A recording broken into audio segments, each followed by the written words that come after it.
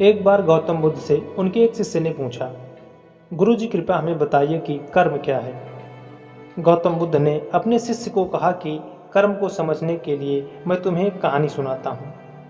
इस कहानी से तुम समझ जाओगे कि कर्म क्या है। किसी राज्य का राजा अपने घोड़े पर बैठकर अपने राज्य का भ्रमण कर रहा था। चारों तरफ भ्रमण करने के बाद वह एक दुकान के सामने आकर रुक गया।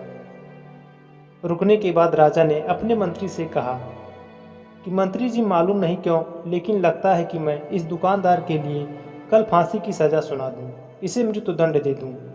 मंत्री राजा से इसका कारण पूछ पाते इससे पहले राजा आगे बढ़ गए।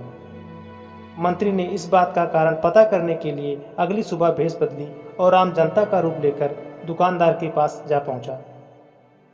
दुकानदार चंदन की लकड़ी बेचने का काम किया करता था। मंत्री ने दुकानदार से पूछा कि उसका काम कैसे चल रहा है। तब दुकानदार ने बताया कि उसका बहुत बुरा हाल है। लोग उसके दुकान पर आते हैं, चंदन को सूंघकर उसकी प्रशंसा करते हैं, लेकिन खरीदता कोई नहीं है। मैं सिर्फ इसी इंतजार में बैठा हूँ कि कब हमारे राज्य के राजा की मृत्यु हो और उनके अंतिम संस्कार में मुझसे बहुत सारी चंदन की लकड़ी खरीदी जाएगी और शायद वहाँ से मेरे व्यापार में बढ़ोतरी होनी शुरू हो जाए। मंत्री को सारी बात समझ आ गई कि यही वह नकारात्मक विचार है जिसने राजा के मन को भी नकारात्मक किया। वह मंत्री बहुत ही बुद्धिमान था। उसने सोचा कि मैं आपसे थोड़ी चंदन की लकड़ियाँ खरीदना चाहता हूँ। यह सुनकर दुकानदार भी खुश हुआ और उसने सोचा कि चलो कुछ तो बिका। उसने चंदन की लकड़ी को कागज में लपेटा और अच्छी तरह पैकिंग करके वह लकड़ी मंत्री को दे दी। मंत्री अगली सुबह चंदन की लकड़ी को लेकर राजा के दरबार में पहुंचे और राजा से कहा कि महाराज, वह जो दुकानदार है उसने आपके लिए तोहफे के रूप में चंदन की लकड़ी भेजी है। यह सुनते ही राजा बहुत ही खुश हुए और मन ही मन सोचने लगे कि मैं बेकार में उस दुकानदार के बारे में गलत बातें सोचा करता था।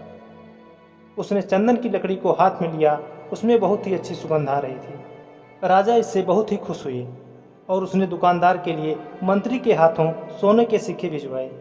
उसी आम जनता का रूप लेकर मंत्री अगले दिन सोने के सिक्के के साथ दुकानदार के पास पहुंचा।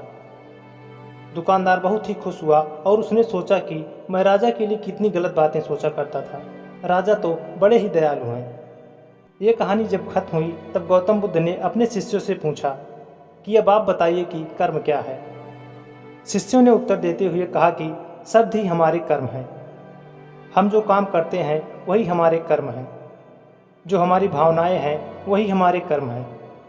गौतम बुद्ध ने सभी शिष्यों के जवाब सुनने के बाद कहा, आपके विचार ही आपके कर्म हैं। अगर आपने अपने विचारों पर नियंत्रण करना सीख लिया तब आप महान बन जाते हैं। जब आप अच्छा सोचते हैं तब आपके साथ अच्छा होता भी है। आपके विचार ही आपको अच्छा या बुरा बनाते हैं। तो दोस्तों, मुझे उम्मीद है कि इस कहानी को सुनकर आपको बहुत कुछ सीखने को मिला होगा। तो ये कहानी आपको कैसी लगी नीचे कमेंट बॉक्स में जाकर अपना कीमती कमेंट हमें लिखकर ज़रूर भेजें। वीडियो को लाइक और अपनों के साथ शेयर ज़रूर करें।